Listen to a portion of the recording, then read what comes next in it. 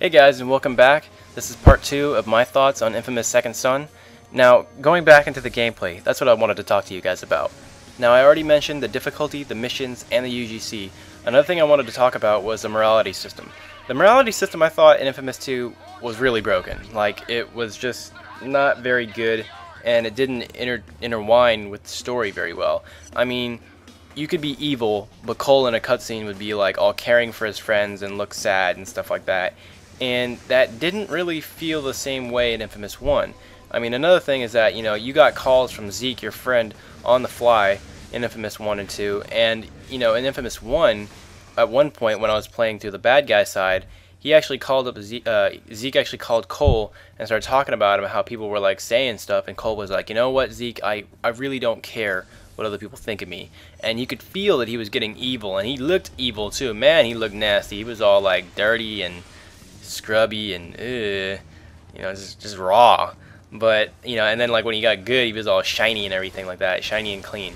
You saw a lot of him changing and stuff like that. And in Infamous 2, you didn't really see that. He got a little dirty, a little bit of veins popping up, and his shirt changed from yellow and black to red and black, or if he went good, it went from yellow and black to gray and blue or whatever.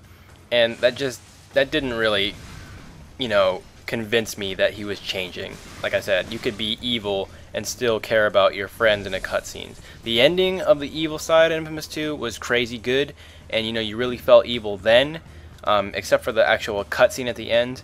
But for the rest of the game, in that game, I really didn't feel like I was doing that much to be bad. So I really hope that in Infamous Second Son they change the morality system. They make Delsin make huge choices to make you feel like you're having a big impact on the story. So that's what I'm looking for. Now, for the last part of this My Thoughts video, what I wanted to talk about was the locations, the locales, places that I've seen in Seattle when I've gone to visit. I mean, like I said, I'm really not that far, so I can visit pretty, consistently and frequently. So there's a couple locations that I already know. Funny thing is that this video, like I said, was supposed to be made a while back, before the E3 trailer actually was shown. And what I was going to say was that it would be funny if they had like an Easter egg, which kind of isn't really an Easter egg because it's real in Seattle and it's real life. There's a street that's actually called Mercer Street, and you may have seen that in the trailer. And I thought that was funny, and I was like jumping and shouting at my friends. I was like, yeah, man, I knew it. I knew they were going to add that. And that might seem like a, obvious thing to add because it's like one of the main streets leading into Seattle. But, just being kind of like, they didn't have to show it in that trailer. It's just funny that I would say that they should put that in there as slightly an Easter egg. What I think they should have done is they probably should have just had some guy in a gray hoodie and like a leather jacket walking by. Like, that would have just been really funny to me. But locations wise for Seattle, I mean, places they could add, Wajimaya is a cool place. It's kind of like located in like the Japanese area in Seattle, like our Chinatown or whatever like that. It's like a Japanese grocery store with a giant section for like manga and imported CDs and movies and things like that. So that's a good section of Seattle that they could import. Another place would be Pike's Place Market, which is a really cool giant kind of like farmers market kind of thing. If you've ever seen us on TV, we have the crazy guys that throw fish around in the farmers market. It's pretty cool. If you've seen 10 Things I Hate About You, then you know what I'm talking about.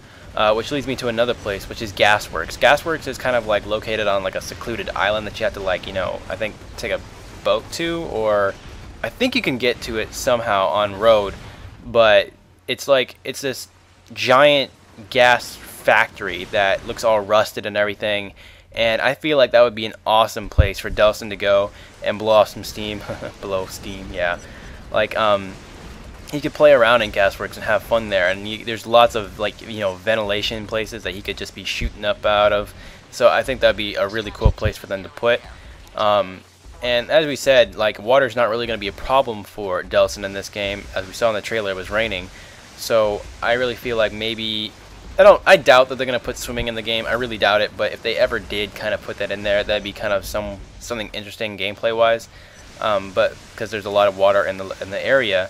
Another place would be on the waterfront, where they actually show, it's funny because in a picture they have Delsin standing kind of like looking at his hands, and behind him is like a sign that says Ivar's Acres of Clams.